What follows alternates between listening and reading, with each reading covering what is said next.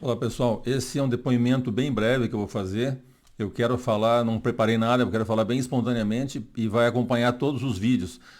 Na verdade, é para que a pessoa que esteja vendo os vídeos tenha em mente que não partiu de mim, né, o desejo de estudar esse assunto, de largar tudo que eu faço, né, e de fazer só isso, né, e de falar para o mundo isso. Na verdade, não. Foi um chamado de Deus. Mas o que eu quero destacar é que durante todo o processo, durante 7 anos, né, Deus me dava os textos, né, todos eles, eu estudei todos eles.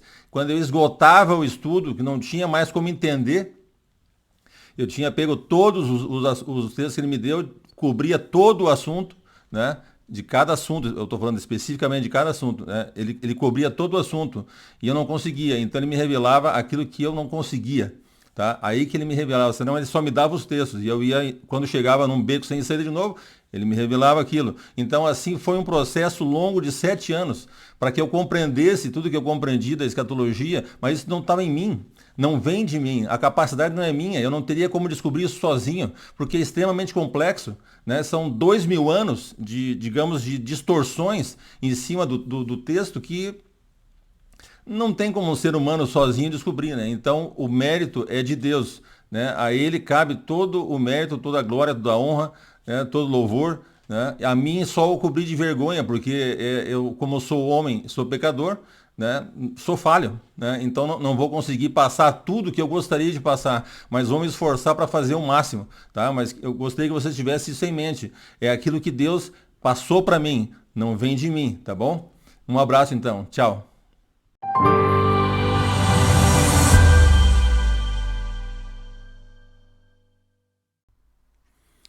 Pessoal, é, sejam muito bem-vindos. Vocês estão no canal Oráculos de Deus. Meu nome é Carlos e nós vamos começar mais um estudo que vai ser dividido em duas vezes dessa vez. Aliás, na vez, vai ter um vídeo também. Então, tem um videozinho sobre mapa e vai dar 3 vídeos, mas um é pequeno e é o vídeo sobre o mapa, né? Do que a gente vai ver. Então, vejam, o assunto é o reino de Cristo na Terra. Mas por que eu tive que escrever o reino de Cristo na Terra?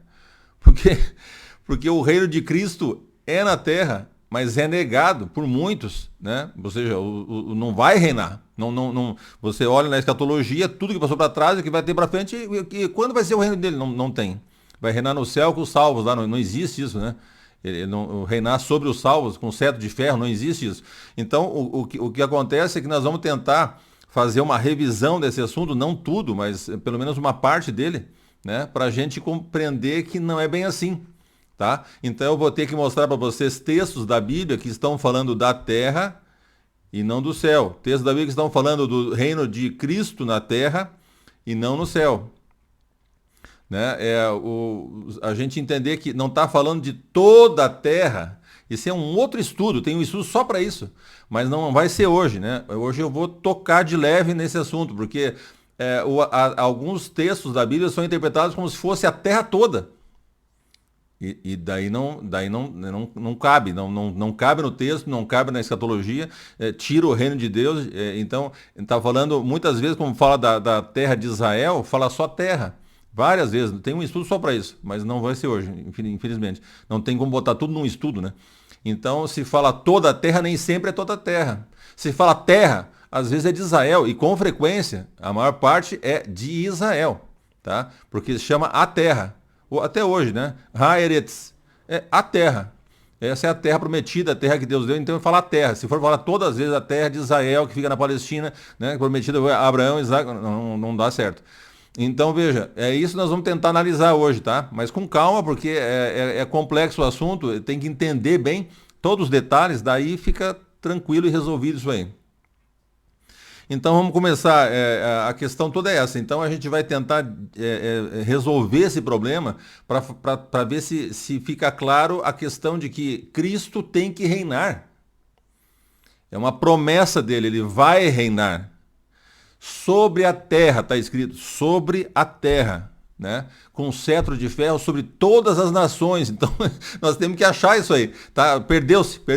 Né? Vamos analisar então. Tá? Vamos começar com Isaías. Isaías 24, de 1 a 3. É um texto interessante e vamos a partir dele resolvendo o problema. Tá? Então acompanhe comigo. Eis que o Senhor vai devastar e desolar a terra, vai transformar a sua superfície e dispersar os seus moradores. Mas que terra? A terra toda? Nós vamos ver que não. Vamos ver o segundo verso, já explica isso. O mesmo vai acontecer com todos, com o povo e com o sacerdote. Você veja, é que o mundo inteiro tem sacerdote como uma classe social, como se fosse assim, o povo e o sacerdote. Não, tem o povo, os políticos, os médicos, não, mas o sacerdote, né? Então, eles estão falando de Israel aqui, tá? Então, o mesmo vai acontecer com todos, com o povo, com o sacerdote, com o servo, com o seu senhor, com a serva e com as suas donas, com o comprador e com o vendedor, com o que empresta e com o que toma emprestado, com o credor e com o devedor. A terra será completamente devastada, terra de Israel, né? Completamente devastada e totalmente saqueada. Paramos por aqui. Vamos ver uma coisa, se a Terra toda, o planeta todo vai ser saqueado por quem? Por alienígenas que vieram de fora do planeta?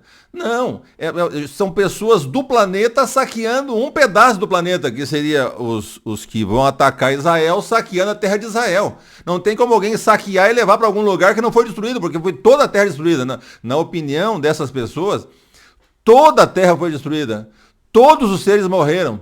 Todos os animais morreram, todos os seres humanos morreram, acabou. Aí não tem como saquear. A terra foi saqueada completamente. Elas levaram embora o despojo, então, para algum lugar. Né? É a terra de Israel, não está acontecendo nada no planeta. Está acontecendo, pode ter uma guerra, mas é uma coisa que sempre teve. Guerra mundial tal, não acabou com o planeta, não acaba com o planeta assim tão fácil.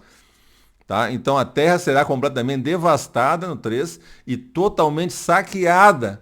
Porque o Senhor é quem proferiu essas palavras. Né? Foi Deus quem falou isso, né? Isaías 24, 4 a 6 agora.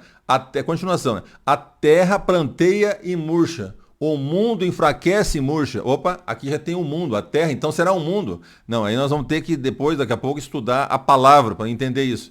Tá? Enfraquecem os mais nobres do povo da terra. O verso 5. A terra está contaminada por causa dos seus moradores, porque transgrediram as leis, transgridem as leis, violam os estatutos e quebram a aliança eterna. Peraí. Essa linguagem, ela é a linguagem da aliança de Deus com Israel.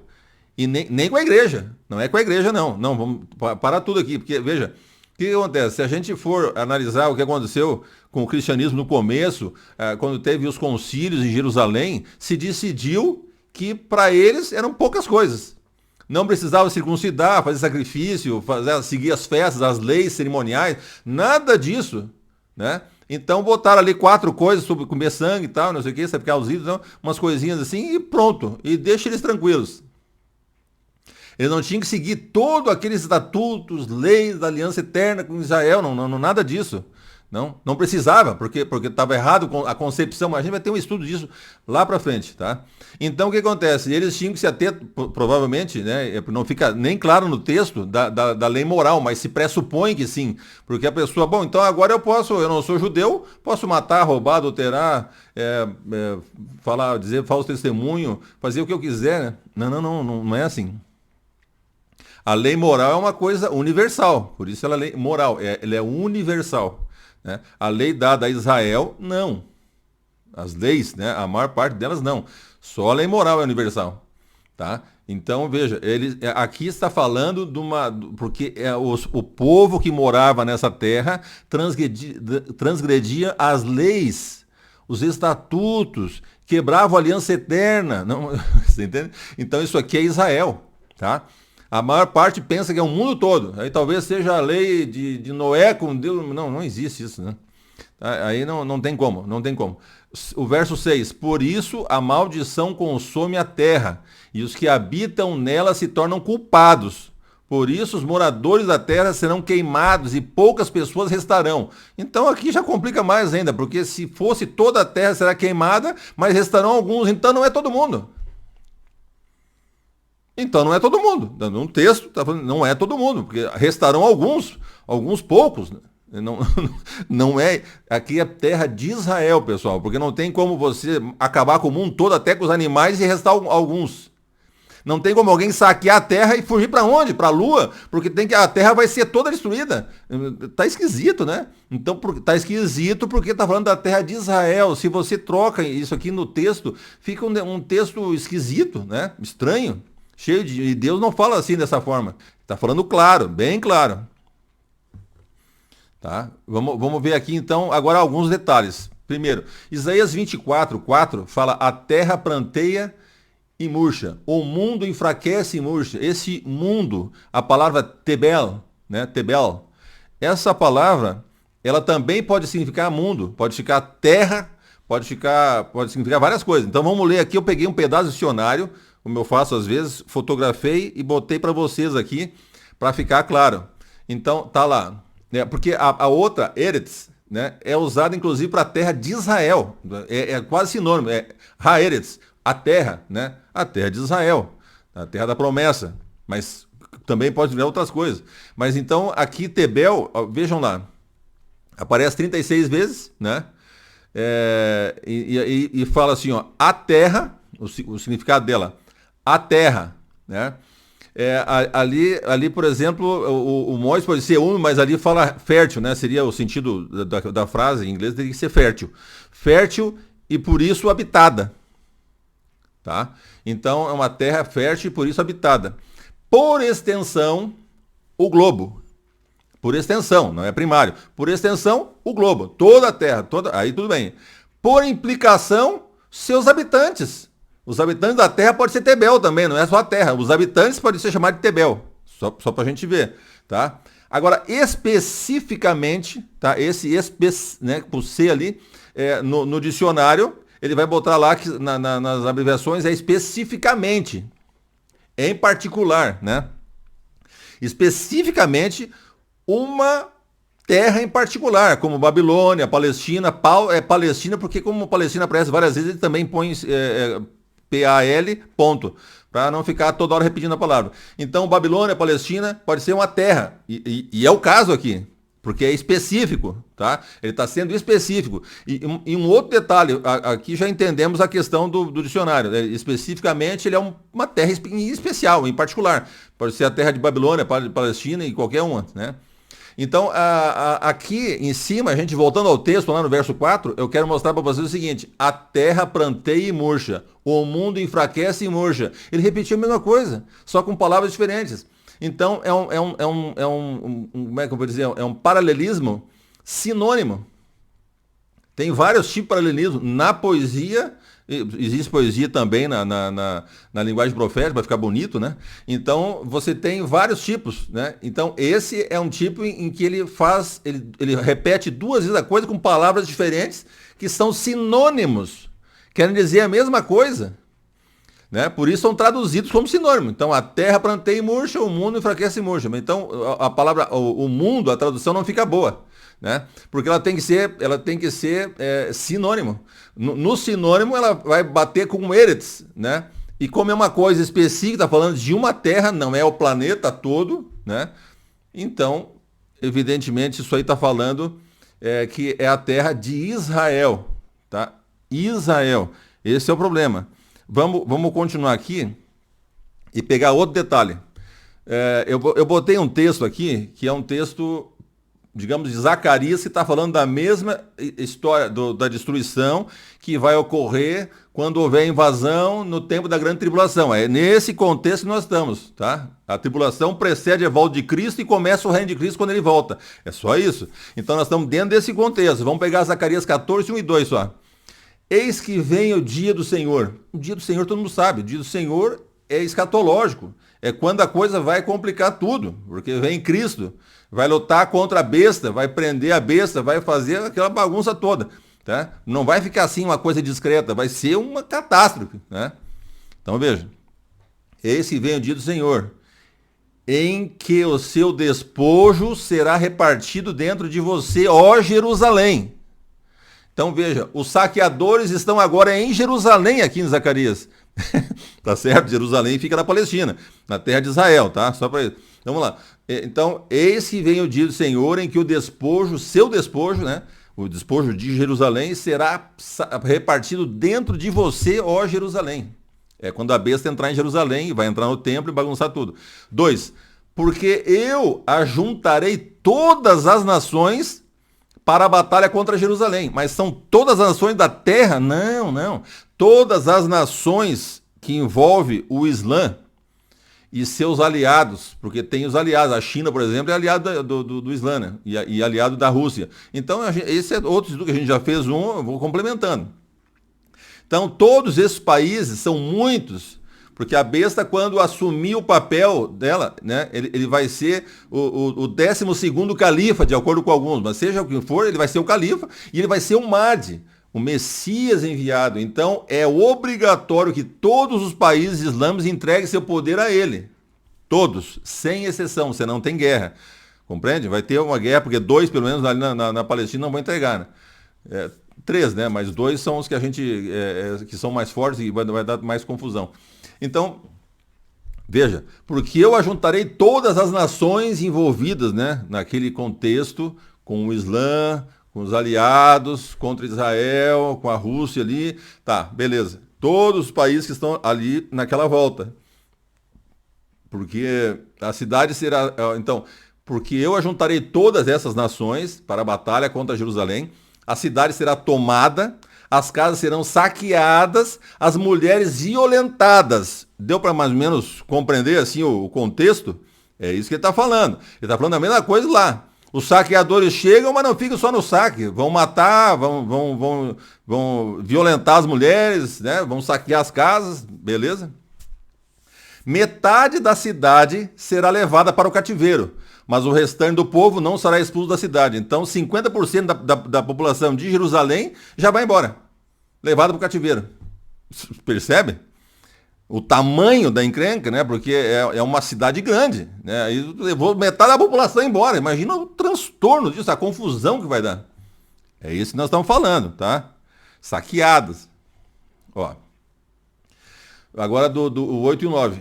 Em toda a terra, diz o Senhor, 2/3 delas serão eliminadas e morrerão. 2/3. 1/3 parte irá sobreviver. Farei essa 1/3 parte passar pelo fogo e a purificarei, como se purifica a prata, e a provarei como se prova o ouro. Eles invocarão o meu nome e eu os atenderei. Direi, vocês são o meu povo. Eles responderão, o Senhor é nosso Deus. Está falando de Israel. Por isso que ele fala que todo Israel será salvo. Ele vai dar o espírito dele a todo Israel. Por quê? Porque morreram todos os outros e ele preservou os que iam ficar. Só isso. Ele seleciona perfeitamente, já prontinho. É isso que vai acontecer. Agora vamos para Isaías. Só passar rápido ali. Ó. Por isso a maldição consome a terra. Os que habitam nela se tornam culpados. Por isso os moradores da terra serão queimados, poucas pessoas restarão. É isso que vai acontecer. A terra será totalmente quebrada, a terra ficará completamente despedaçada, a terra será violentamente sacudida. Ele quer destruir, a gente não vai estudar hoje, mas ele vai destruir as grandes cidades, e o povo depois será um povo meio agrícola, pastoril, tranquilo, né, voltado para Deus, não com mega cidades. Imagina, durante o milênio, Cristo reinando e as cidades enormes, e cinema e não sei o que mais, e o pessoal lá não existe isso, não vai ter isso, tá? Vai ser totalmente diferente, né, o que a gente pensa. Aqui eu peguei uma série de textos ali de Zacarias, né? São próximos ali, mas eu tirei uns pedacinhos de uns para ficar menor, enxugar um pouco. Então, botei ali a última parte, primeira parte e tal, só para a gente se localizar. Zacarias e Apocalipse, para a gente entender esse contexto agora. Olha, 9. Naquele dia procurei destruir todas as nações que vierem contra Jerusalém. Veja a confusão. Vamos pegar que são 50 nações de maioria muçulmana, mais a Rússia, mais a China, já chega, mas já chega, né? Vamos botar 10, que tá bom já, né? Grandes exércitos. Então, veja, naquele dia procurarei destruir todas as nações que vierem contra Jerusalém. As que vierem contra Jerusalém, não são todas do mundo. Muitas são até aliadas de Israel. Então o Senhor sairá e lutará contra essas nações. Então virá o Senhor, meu Deus, e todos os santos virão com ele. Alguns acham que aqui os santos que morrem já foram para o céu, depois volta tudo com ele. Não é isso. Fala dos anjos aqui, tá? Senão bagunça a profecia. Aqui são os anjos que vêm com ele. Porque ele vem com o exército dos anjos. Apocalipse 19 está dizendo que ele vem com os exércitos, né? Está lá no exército, descreve o exército todo, descreve Cristo, né? 11. Vi o céu aberto e eis o cavalo branco. Então, esse cavalo branco, porque tem o cavalo branco também, que é da besta, né? Na profecia. Só que está lá no selo, no primeiro selo. Então, aqui está falando do cavalo branco, que é Cristo. Por isso eu botei alguns ali, uns trechos. 13. Está vestido com um manto encharcado de sangue e o seu nome é Verbo de Deus. Quem é o Verbo de Deus? Quem é o Verbo de Deus? Está em João. João falou que Cristo era o Verbo. O Verbo estava com Deus, o Verbo era Deus e assim por diante, entende? Tá? Então o Verbo de Deus é Cristo. Não botei, tem outros ali, mas não botei todos, senão vai ficar muita coisa, mas só enxuguei. Os exércitos do céu, 14. Os exércitos do céu os seguiam montados em cavalos brancos. Eles eram para a guerra. Não são os que morreram e subiram para o céu. Você entende? 19. E vi a besta e os reis da terra. Os reis da terra, não, todos os reis que deram o seu poder para ele, que são os povos islâmicos todos e mais alguns aliados, certo? E vi a besta e os reis da terra com os seus exércitos reunidos para fazer guerra contra aquele que está montado no cavalo e contra o seu exército. Eles vão desafiar, então venha, nós temos todo o poder do mundo aqui, não vai funcionar com Deus, né? Tá? Então, essa é a situação. Vamos lá, o 20 e 21 agora, na sequência do 19. Mas a besta foi presa, com ele foi preso o falso profeta. Nem gasta tempo para explicar como. Acabou. Né? Foi preso o falso profeta, que com os sinais feitos diante da besta, seduziu aqueles que receberam a marca da besta, e eram os adoradores da sua imagem. Os dois foram lançados vivos dentro do lago de fogo, que queima com enxofre. Os outros foram mortos com a espada que sai da boca daquele que estava montado no cavalo. E todas as árvores se fartaram das suas carnes. Então as árvores começaram a comer aquilo, tudo não conseguiu comer porque vai sobrar para frente, ainda tem mais coisa ainda, que vai sobrar cadáver de monte, hein? Tem muita gente. Tá? Então veja, vamos voltar, agora vamos pegar um texto, que é um texto usado especificamente para dizer que a terra ficou tudo no deserto, como era na criação, antes da criação. Deserto, acabou, morreu tudo, não tem ser vivo nenhum, nem animal, nem pessoa, nada, acabou tudo. Tá? Nós vamos entender esse texto, então não aconteceu assim. Então nós vamos entender por que não aconteceu assim. Vamos ler todo o texto ali e depois dissecar de novo algumas partes. Tá? Então vamos lá comigo, Jeremias 4, 23 a 27, o 23. Olhei para a terra, e eis que ela estava sem forma e vazia. Olhei para os céus e eles não tinham luz. Essa palavra, expressão sem forma e vazia, ela é encontrada em várias vezes na igreja, em algumas vezes na Bíblia, não são muitas. Mas lá em Gênesis, na criação do mundo, realmente. Né? Então nós vamos ter que entender, nós vamos voltar para a criação do mundo e ver o que significa lá. Aí a gente resolve o problema, né? Então, olhei para os montes e eis que tremiam, e todas as colinas estremeciam, porque Deus que vai fazer tremer a terra, né? Olhei e eis que não havia ninguém, e todas as aves do céu haviam fugido, as aves fugiram para algum outro lugar, né? Então não podia estar destruído porque elas fugiram para outro lugar, a gente foge de um lugar que está perigoso para um outro lugar mais tranquilo. Olhei e eis que não havia ninguém, e todas as aves dos céus haviam fugido. Nós vamos entender daqui a pouco o que foi isso aqui, né? Vamos lá, o 26 e 27. Olhei ainda, e eis que a terra fértil era um deserto, e todas as suas cidades estavam derrubadas em ruínas diante do Senhor, diante do furor da sua ira. Isso também tem um problema, a gente já vem. Pois assim diz o Senhor, toda a terra será devastada, porém não vou destruí-la completamente. Então vamos lá. Vamos ver agora. Vamos começar agora com o 23. Olhei para a terra, e eis que ela estava sem forma e vazia. Olhei para os céus, e eles não tinham a luz. Né? Não tinha luz. Porque quando você vai ver a descrição desse dia, né, a grande tribulação, ele não vai ter luz. De dia, ele vai estar bem nublado, como se fosse nublado, né, bem escuro, mas dá para ver, uma claridade, dá para ver, né? E depois, quando chegar a hora de escurecer à noite, ele continua claro. Então ele vai ser mais comprido, mas vai ser meio escuro, tá? É um dia diferente. Então, ele realmente ele não viu, né? Tava escuro, assim, meio escuro, tá? E não tinha sua luz. Então, vamos lá.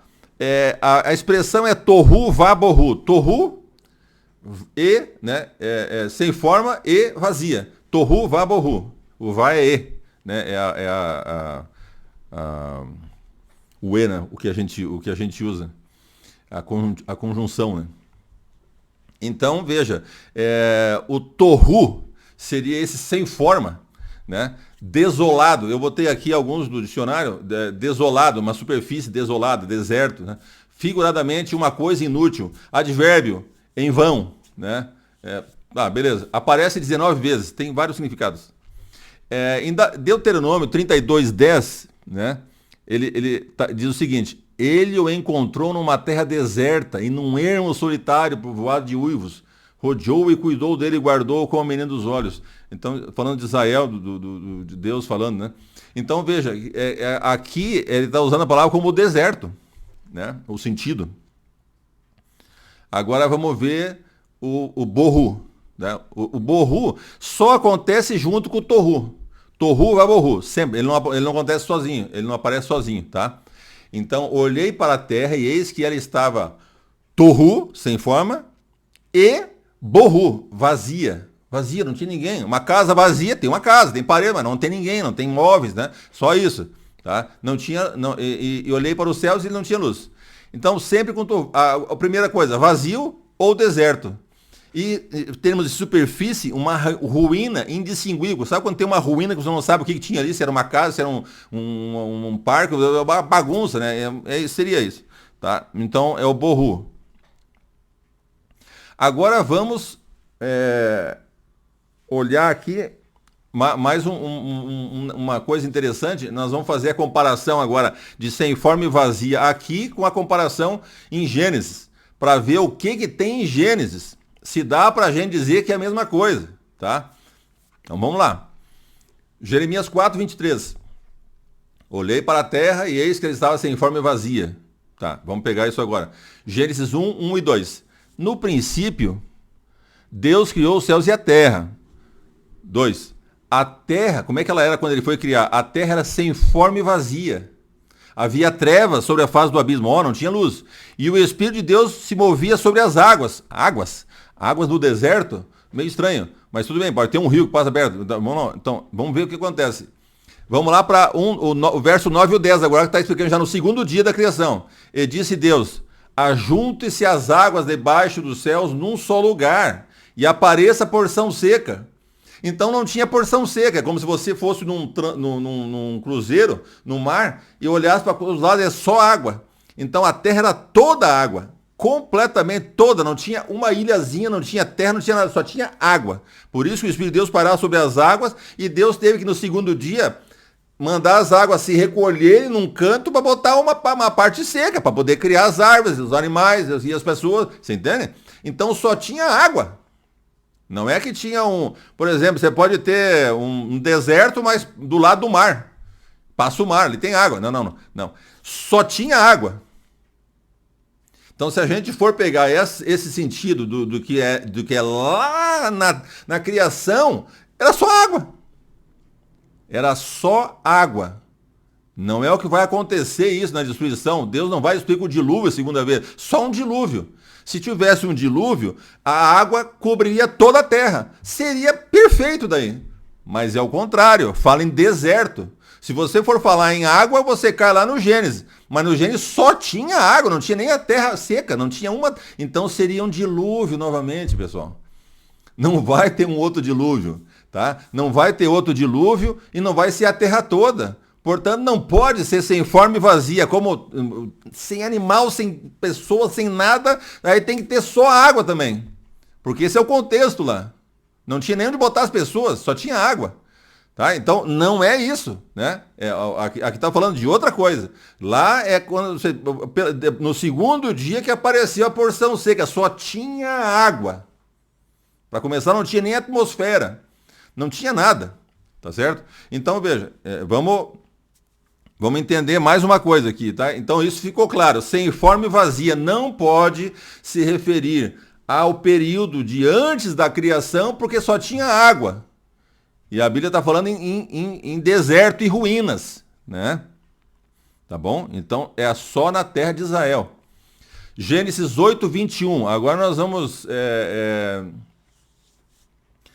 sacramentar essa questão toda, né? Gênesis 8, 21 fala o seguinte: e o Senhor, lá depois do dilúvio, e o Senhor aspirou o aroma agradável do primeiro sacrifício de cordeiro que foi feito, né?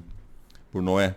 Então, ele disse consigo mesmo: nunca mais vou amaldiçoar a terra por causa das pessoas, porque é mau o desígnio íntimo do ser humano desde a mocidade. Então, se é sempre mal, se eu for destruir cada vez, vai destruir, então nem criasse.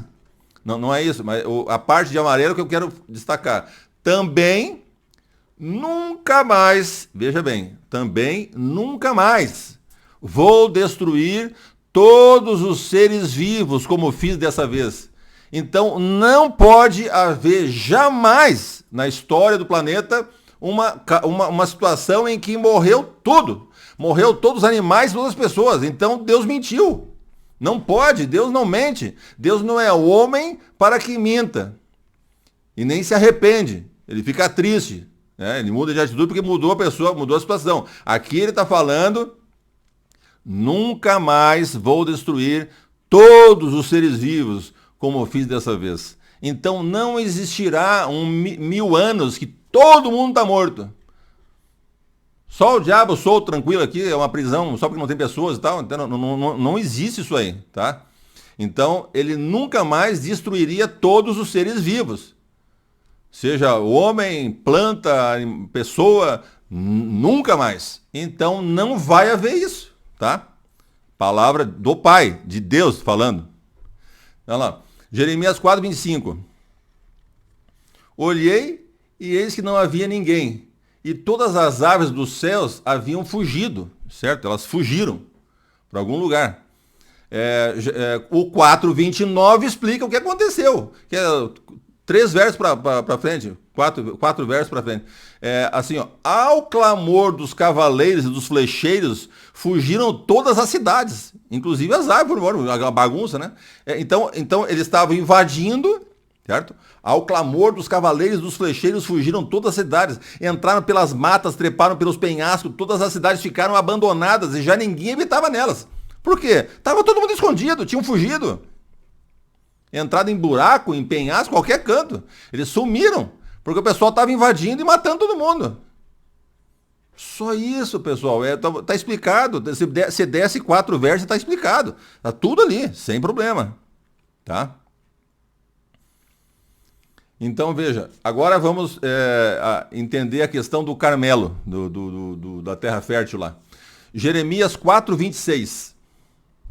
Olhei ainda, e eis que a terra fértil era um deserto, e todas as suas cidades estavam derrubadas, em ruínas, diante do Senhor, diante do furor da sua ira. Tá? Então veja, olhei ainda e eis que a terra fértil era um deserto. A terra fértil era toda a terra fértil no planeta todo? Não. Veja, o que está escrito lá no original. Bíblia de Jerusalém, essa foi a NA. Isso depois da reforma, teve muito problema para poder tentar tirar qualquer ligação de Deus com Israel na escatologia. Então a coisa ficou meio complicada, mas algumas Bíblias mantêm o padrão, né? Então você olha lá, Bíblia de Jerusalém: olhei e eis que o Carmelo era um deserto, e todas as suas cidades tinham sido destruídas diante de Javé, diante do ardor da sua ira, porque é uma área grande e tem cidades em volta, né? Tem cidade em cima do Carmelo, tá cheio de... Então veja, o que acontece? Ele olhou e viu aquilo deserto. Nossa, para aquilo ficar deserto é complicado. Então eu vou mostrar para vocês agora logo depois do outro verso, eu vou mostrar um videozinho rápido ali, no mapa, no Google Earth, você consegue ver o que é o Carmelo. Entende? E vocês vão ver as plantações em volta, tudo, né? E ali tem cidade, tem tudo, né? Tá. Vamos entender aqui. Amós 1:2. Mesmo problema. O Carmelo, tá? Depois eu vou explicar mais, mas o Carmelo, ele é um monte e depois uma região onde está o monte, porque é uma região fértil. Ele pode até ser usado simbolicamente como parecendo, né, se referindo a uma região fértil, né? Mas não é o caso, tá? Amós 1:2. Amós disse: o Senhor rugirá de Sião. Então, Sião e de Jerusalém. Jerusalém, ele tá em Sião, que é Jerusalém. Então, o Senhor rugirá de Sião e de Jerusalém, fará ouvir a sua voz. São duas coisas. O Senhor rugirá de Sião e de Jerusalém fará ouvir a sua voz. É o mesmo lugar, é aquele negócio do paralelo, falando a mesma coisa, né? Com sinônimo. Ponto. Os campos dos pastores estarão de luto, e o alto do Carmelo secará. Então, para tudo. Se é a terra fértil, como é que vai ser o alto da terra fértil? Não tem, né? É um monte, está se referindo ao monte. É uma cadeia de montanha, mas está se referindo ao monte. Se fosse só lugares férteis, né? São campos lisos, não tem nada de alto. Não é isso aí. Está falando do Carmelo. Lá é a profecia de Amós que está falando da mesma coisa quando Deus estiver em Jerusalém e enfrentar digamos, a besta com seus exércitos. Ele vai entrar em Jerusalém e de Jerusalém ele vai defender, certo? Tá tudo certo na Bíblia, mas veja o que acontece. Então nós estamos na mesma cena e ele descreve agora com o detalhe de que é do alto do Carmelo. Vocês vão ver que em cima das montanhas é verde. É esse o problema. Ele só está falando isso. No alto do Carmelo secará. E é Amós falando outra profecia que é paralela com essa. O Carmelo virou um deserto. Secou o Carmelo. A parte alta do Carmelo secou. É esse o problema. Tá? Isso aqui seria o suficiente. Mas vamos mostrar para vocês lá, as palavras e tal. E quais as Bíblias que falam isso, né? Que seria interessante. Pessoal, nós vamos dar uma olhada agora no Monte Carmelo, porque a gente falou no Monte Carmelo, que é uma região fértil, só para vocês localizarem onde que é. A invasão, vocês sabem que vai ser pelo norte, né? Então tá aqui, eu tô com o mapa aqui, tá? Aqui é a Península Arábica, no cantinho aqui, antes do Mar Morto, do Mar Mediterrâneo, é Israel. Aqui tá o Mar Vermelho, o Egito para cá. Aqui é a Turquia, aqui é a Mesopotâmia, né? E aqui o Irã, tá? Eles vêm de cima. Agora, o que acontece? Vamos descobrir o que é o Monte Carmelo. Vocês podem olhar e não precisa falar mais nada, é só olhar. Se você olhar aqui, você vai entender o que quis dizer a profecia quando falou o Monte Carmelo secou. Tá? É muito interessante, dá uma olhadinha aqui, ó. Aqui é o Parque Nacional do Monte Carmelo. Toda essa região aqui é um complexo de cadeia de montanhas. Veja, verde, extremamente verde. Olha, um verde oliva. É mata, isso aqui é muito fértil, essa região toda, né? Eles plantam muito aqui, tá? Então veja, aqui eu queria mostrar essa região para vocês. A região, ela fica, dá para ver o mar. Quando eu colocar em 3D agora, vai ficar interessante. Vamos ver se vai ficar legal aqui. Vocês vão ver mais ou menos a topografia. Olha lá o mar, lá no fundo. Olha aí.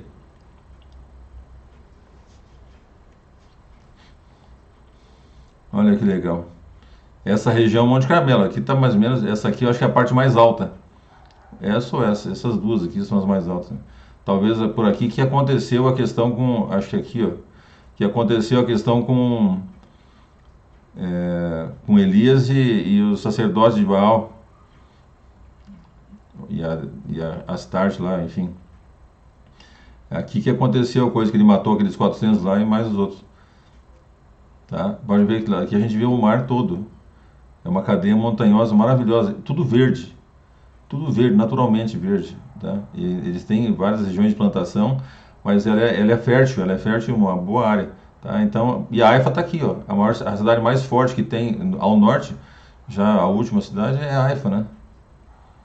Tá? Então tudo aqui é região do Carmelo.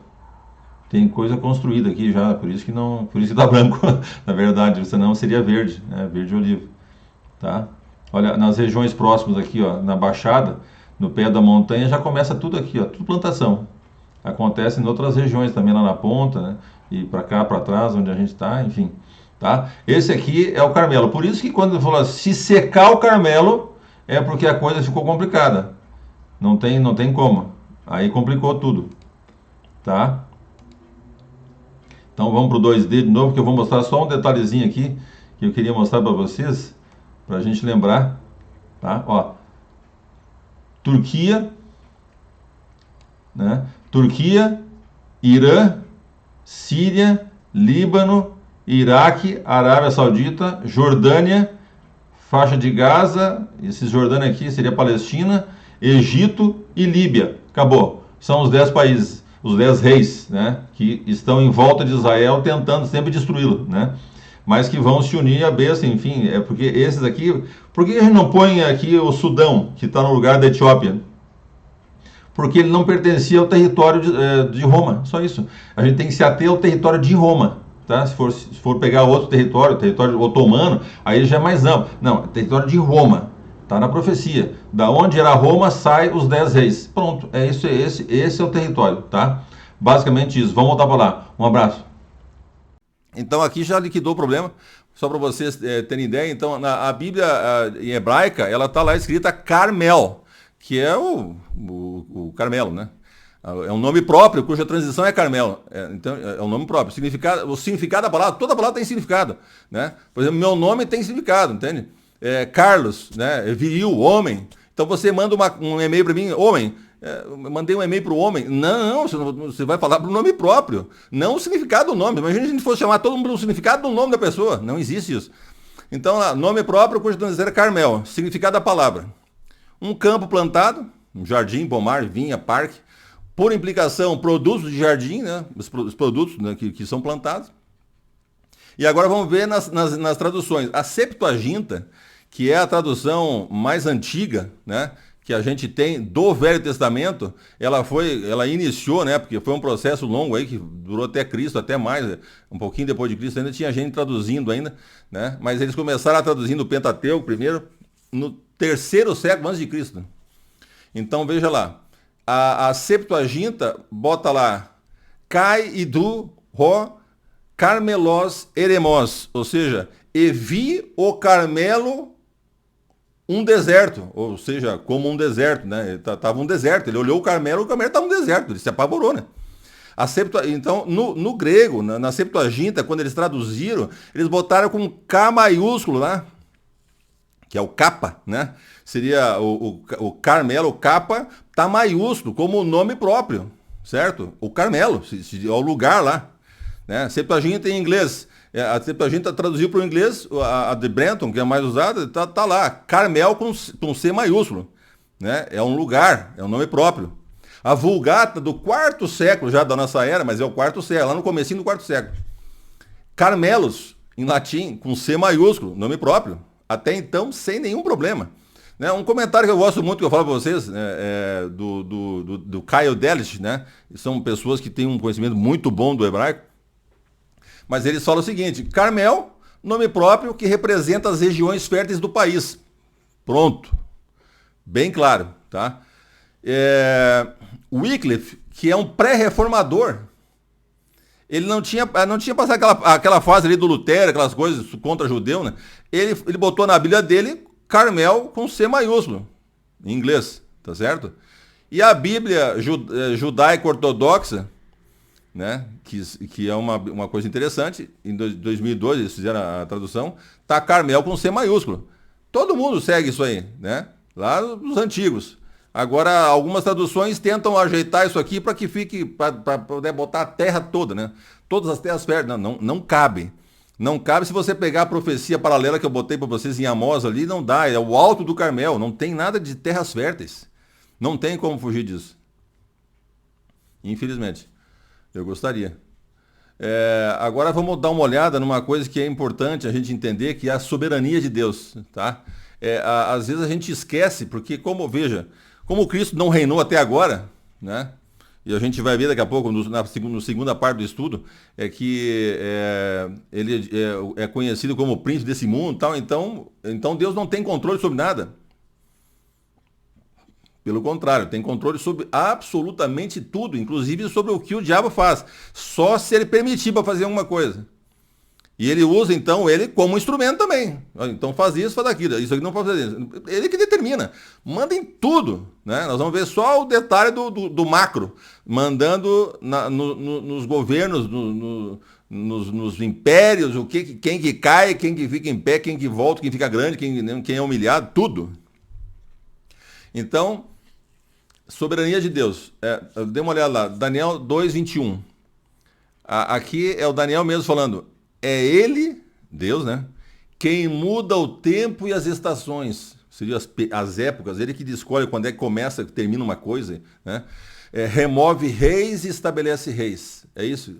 Ele tira e bota rei a hora que ele quer. E ele dá sabedoria aos sábios e entendimento aos inteligentes. Então vamos lá. Daniel 4:37. Agora é Nabucodonosor falando. Agora eu, Nabucodonosor, louvo. Engrandeço e glorifico o Rei do céu, porque todas as suas obras são verdadeiras e os seus caminhos são justos. Ele tem poder para humilhar os orgulhosos. Só isso, ele levou tempo para entender, mas entendeu isso aí. Tá? Deus que controla tudo, até os orgulhosos. Amós 1:3-5. Assim diz o Senhor, por três transgressões de Damasco, opa, está falando de Damasco, não é só Israel? Não, é o mundo todo. E quando for no milênio, ele vai governar através de Israel, né? Então, mas é o mundo todo. Tudo entra na linha. E ele faz esse pente fino em tudo, né? Então, por 3 transgressões de Damasco, sim, por causa de 4, é uma linguagem poética, dizendo multiplicação, ou seja, tem várias coisas que eles fizeram, né? Por causa de 4, não suspenderei o castigo. Ele vai castigar Damasco. Porque passaram um instrumento de trilhar com pontas de ferro sobre Gileade. Onde ficava Gileade? Ficava do lado, aonde seria hoje a Cisjordânia, ficava lá do oposto, na Transjordânia, na parte da Jordânia, logo ali perto da Cisjordânia. Tá certo? Depois do Rio Jordão, entra no país Jordânia ali. Fica naquele lado. Né? Porque ali foram as tribos de Ruben, de Gade, né? E a metade da tribo de Manassés. Então, depois daquelas tribos ali, eles quiseram passar, quando Israel passou para o outro lado, para conquistar a terra, eles pediram para ficar e até se explicar, pensaram que eles queriam deixar os outros lá, né? Não, eles foram juntos, conquistaram tudo e voltaram daí. Porque eles acharam que ali eles tinham bastante gado e tal, ali seria bom para eles. E foi, mas a longo prazo não foi, né? Porque eles ficaram espalhados, separados dos outros, né? Então, eles tinham tentado ampliar o território da Síria e mataram muitos ali em Gileade, né?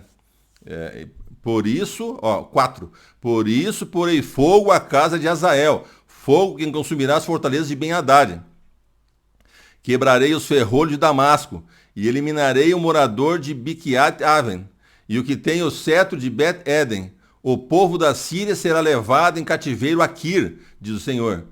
Quem fez isso? Na verdade, foram os assírios. Deus usava um povo para fazer o que ele quer que faça com o outro. É assim que funcionava. Os assírios pegaram ele e levaram para Kir. Né? Provavelmente na Mesopotâmia, ninguém sabe exatamente aonde, né? Nordeste da Mesopotâmia, talvez. Entende? É isso que acontece. Aqui, 6-8. Assim diz o Senhor. Aqui ele já passou lá.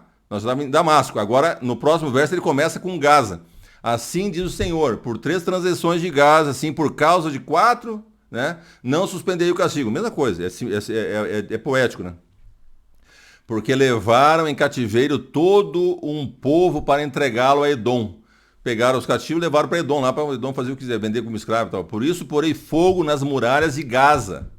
Fogo que consumirá as suas fortalezas. Eliminarei o morador de Asdote e o que tem o cetro de Ascalon, vou mostrar para vocês hoje. Voltarei a minha mão contra Ecrom e o resto dos filisteus perecerá, diz o Senhor. Lembram que eram 5 cidades? Aqui ele deixa uma fora. Ele deixa Gate fora. Por que ele deixou Gate fora? Ele citou Gaza, Asdote, Asquelon e Ecrom. São 4. E Gate, por que ele deixou fora? Vocês vão lembrar. Quando Saul queria matar Davi, e não tinha jeito, ele, em tudo tecando, ele ia atrás, eu acho que foi, até não sei se não foi lá pelo Carmelo que ele teve que fugir. E aí ele resolveu ir para os filisteus. E aí ele foi para o rei de Gate, e o rei de Gate, lá, não confundir com Gade, né? Com Gate, o rei de Gate, ele foi e gostou do Davi, e deu tudo o que ele queria, e deu uma cidade para ele, Ziclagle. Ele deu essa cidade para ele, e ele então servia ele também como um exército, né? Até que um dia ele foi guerrear com os filisteus, com os judeus, né? Com Israel. E aí o Davi falou, bom, vou junto, né? Mas aí as outras cidades, os outros reis falaram, não, se na hora ele inverte lá e pega nós de surpresa, não dá, não. Aí o rei de Gade pediu perdão para ele, mas fazer o quê, né? Então ficou meio complicado assim. Mas eles se davam muito bem, ele foi muito bom para Davi. Davi é um antecessor de Cristo. Só tem que entender isso. Cristo é um descendente de Davi na promessa, inclusive dada lá para a mãe dele, para o pai dele, disseram que ele receberia o trono do seu pai Davi.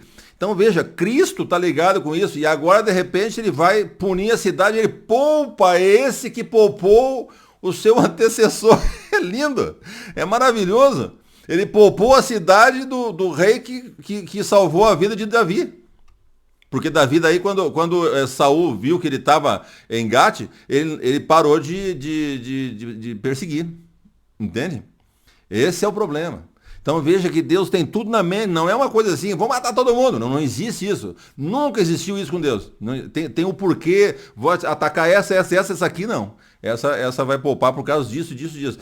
Tudo tá certinho, tudo perfeito, né?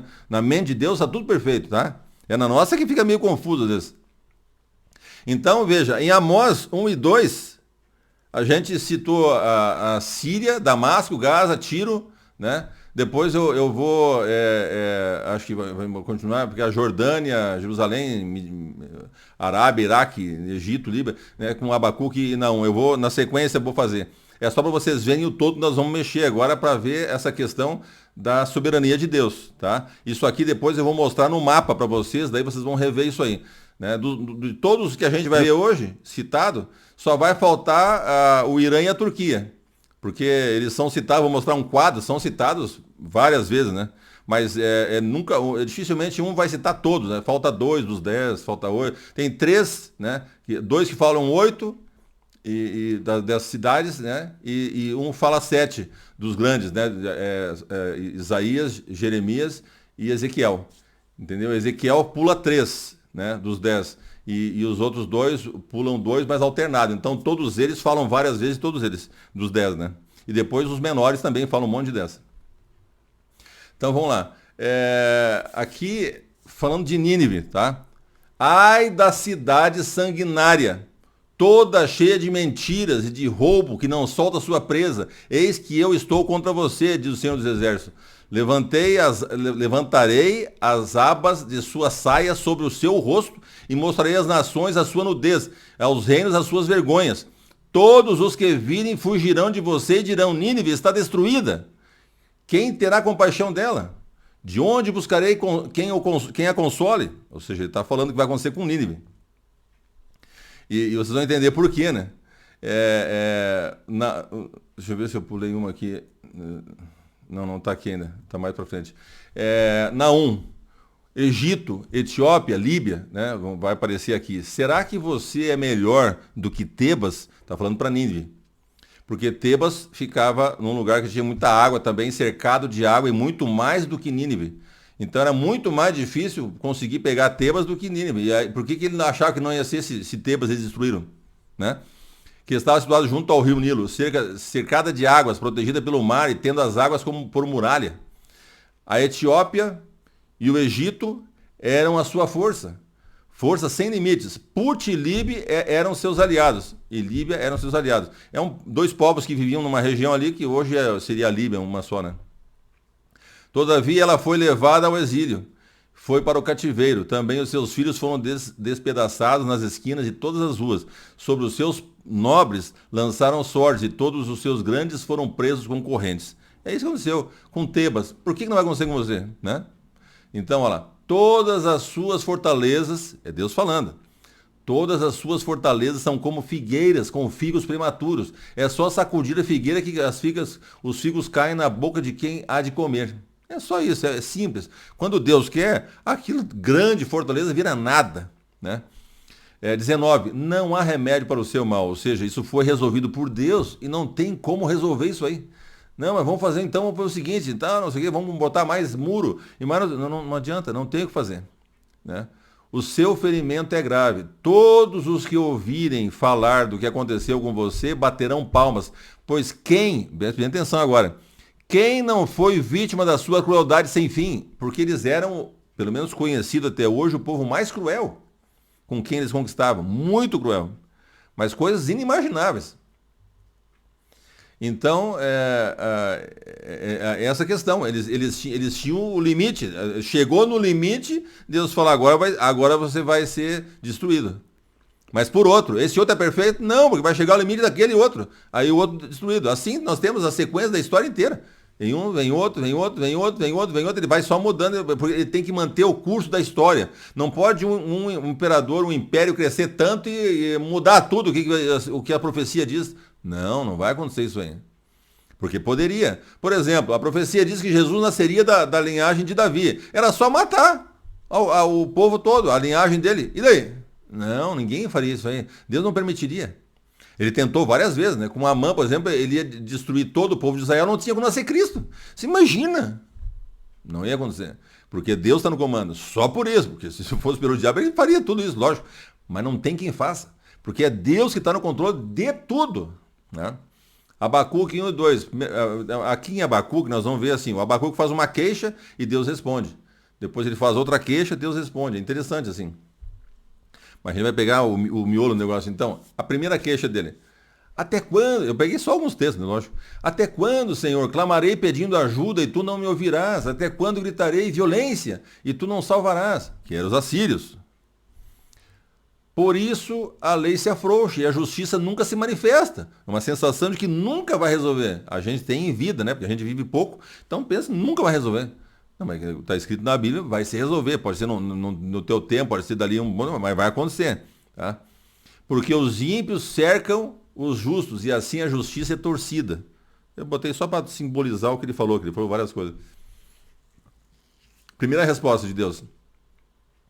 Olhem entre as nações e vejam, fiquem maravilhados e admirados, porque no tempo de vocês eu realizo obra tal que vocês não acreditarão se alguém lhes contar. Ele ia acabar com Nínive. Ninguém imaginava isso.